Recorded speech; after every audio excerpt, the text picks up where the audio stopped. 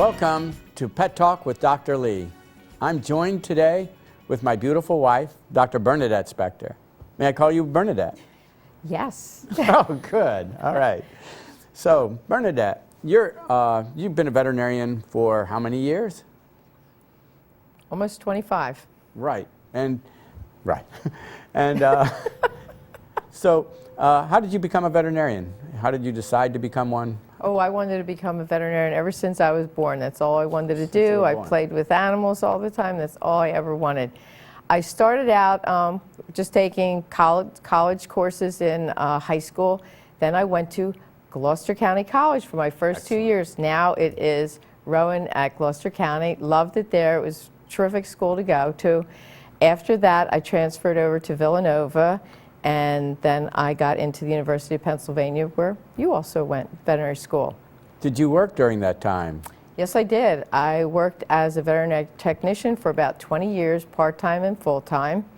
One thing I do want to mention that I want everyone to know who's watching, if you go to undergrad school, make sure that the courses that you're taking are transferable to the college that you want to transfer to, or otherwise you've just wasted a lot of money and time taking courses that you can't use when you go on to graduate work or veterinary school or higher education. Okay. You had a daughter when you went to vet school. That's correct? Correct. Yes. And yes, we have a daughter now, and we have 4 grandchildren, and they're great. All right. Well, it must have been kind of a strain, I would think. I remember having a child and going to school at the same time, because going to school is, I'm sure you'll agree, really difficult work. The school was difficult, but Val would help me study. She was really good. I'd be studying, Val would study with me, and but it was difficult. But that's what I wanted to do, and I wanted to become a veterinarian. So, but it took a long time. I went part-time a lot of the time, and then for vet school you had to go full-time. So those last 4 years were difficult, but you and Val helped me a lot. But vet school, I would go to school, come home, eat, study, fall asleep, get up, go to school again, study, come home, eat, fall asleep. So, but it was a lot of work, but it was worth it. I wouldn't do anything differently. So the path you took was similar to the one that we'll find out about Dr. Taylor, who Correct. Also didn't go directly to veterinary school out of college, out of high school. It was a number of steps. For me, it was different. Like you, I wanted to be a veterinarian as a very small child. And the only doubts I had would be whether I wanted to, if I became blind, I could have a seeing eye dog. It was all about having a dog or a cat as a pet. That's all I wanted. But being a veterinarian would seem like the best goal ever. I was very interested in science, so I became a very good student. I was fortunate in that I was able to go directly out of high school to college, and then University of Michigan. Then I went to University of Pennsylvania as a veterinary school, and this was before we had any children, so I did the more direct path. Still, I'll tell you, it's really difficult. It's a lot of studying. It's serious work. No matter how good a student you are, it's all about studying, working hard at it, being dedicated to it. And in the end, those same traits are the ones that I think enable you to become a good veterinarian or good anything that you want to become later on in life. You have to study hard, but you have to be determined. That'll get you through veterinary school. And being a veterinary technician helped a lot, because I got to do things like catheters and work in surgery and talk to people, things like that, which you are away from when you're in veterinary school. It's just study, study, study. When you were in vet school, did you give any thought to any of the other avenues you could take besides small animal practice? No, not really. I always wanted to be a small animal practitioner. A lot of my classmates wanted to do large animal and things like that, but once they got out in the field, taking care of a horse in freezing cold weather and you're by yourself, it's a little tough. I imagine. Right. When I was going to vet school, I had a number of friends that went to various different directions. Not only large animal medicine, but one became a zoo animal veterinarian, which is really different. They're working with iguanas and leopards and giraffes. So they have to know a lot of different kinds of medicine. And they did some very interesting work. Then there's, in regular practice, there are veterinarians that work with birds and snakes. So there's those avenues. Some veterinarians have gone on to government work where they're working for CDC. They may be doing research on cancer, or they may be studying diseases like Ebola virus. Some of them have gone on to regulatory medicine where they're checking on the food supply. So these are all things that people should be aware of if they want to become veterinarians, because some of it's working with animals such as we do, with pets, and it's a work that we love, but there are other avenues too. Even some veterinarians are in Congress right now. So these are all possibilities for veterinarians that, that are in the field. To sum it up, though, I would like to say that I love my job. Every day is a challenge, is exciting. I never know what's going to happen, but there's so many other things we can learn. The veterinary field is just changing, just like medicine, every day. Now we've done our laser therapy for the past 3 years, which is incredible. We never had that 20 years ago when I went to vet school. So every day is just changing. It's just getting more and more exciting, all the different things that we can do and we can embrace. The other thing are the great people we get to work with. Correct. You'll see 2 of them shortly, 2 of the veterinarians, and then you'll see 2 of the technicians that we get to work with. It's a team effort. Nobody does a whole lot all by themselves. We really work together. It is a great feeling. We have terrific clients that we consider to be part of our family, and their pets, of course, is what we're all about. So that's basically the profession as we understand it. I understand that here at Gloucester County Institute of Technology, there is an allied health program, and it's a great start for a student interested in either becoming a veterinary technician or a veterinarian. It gives good understanding of science and a good understanding of helping others. So I'd like to give a shout out for that. We'll be back shortly. My wife will be interviewing 2 of our veterinarians. Thank you.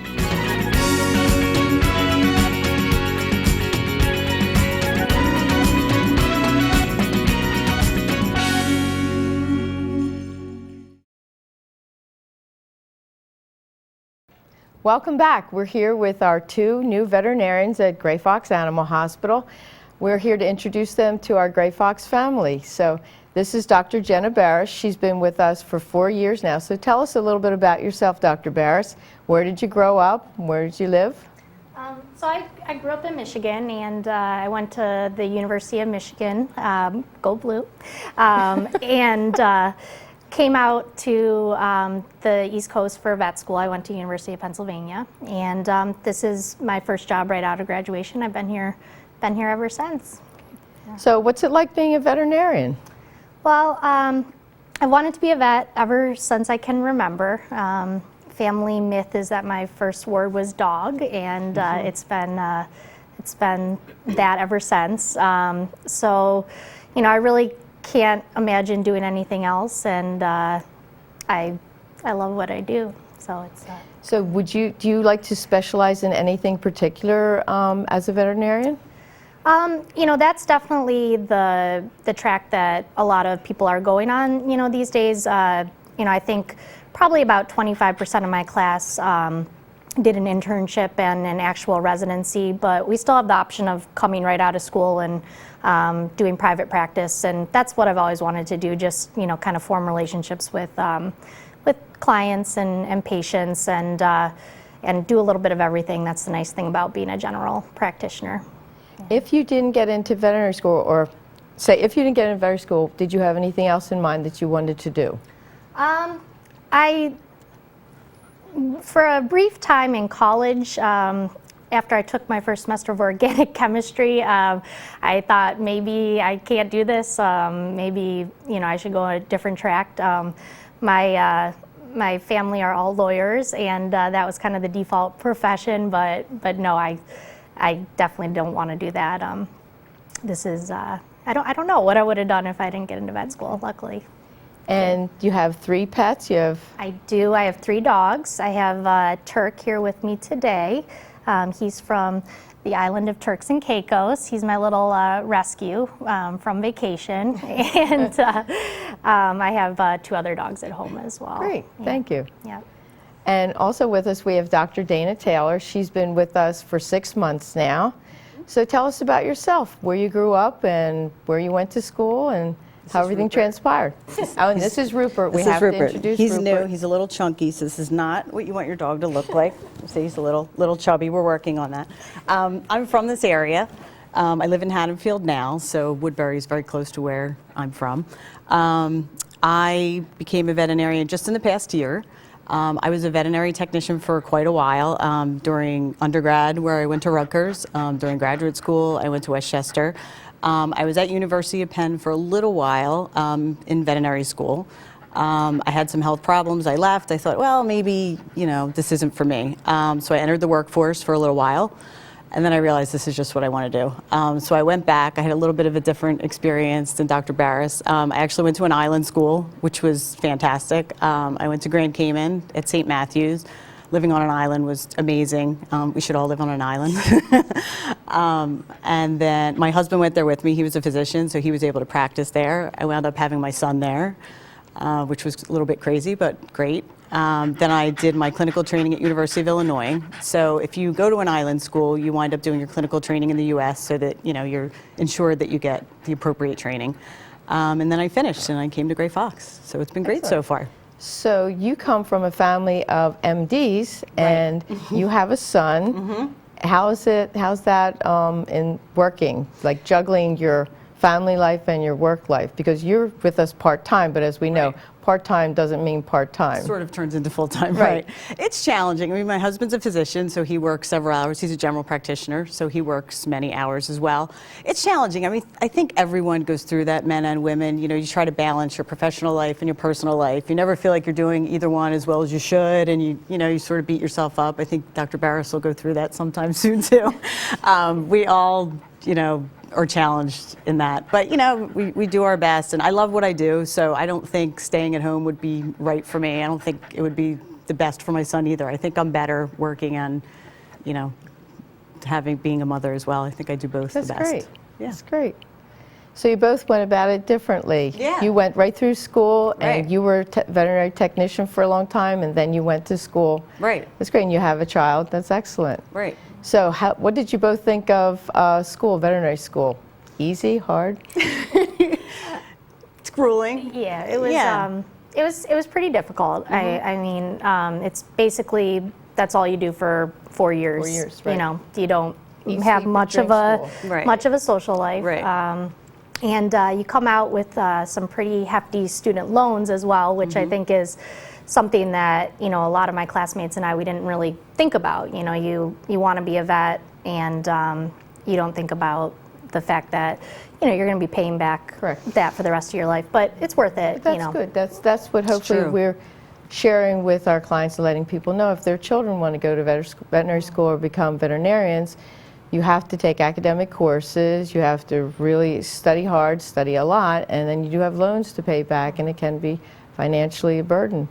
It can. And I think, you're so excited to be accepted that you don't think through all those things. Right. And it's hard. I mean, it's is hard hard. work. You're going to work very hard, so you better really love would what you you give it do. up? Would you give it up? No, I love Never. it. But you better really love it. Yeah, That's you the have to thing. love it. If you don't You love have what you to do, love you it won't be to- happy. So That's right, you have to love it. yeah, so that's what I think you need to know going in. Well, thank you very much. Thank you. We'll be back with Dr. Lee, and he will be interviewing two of our veterinary technicians at Gray Fox Animal Hospital.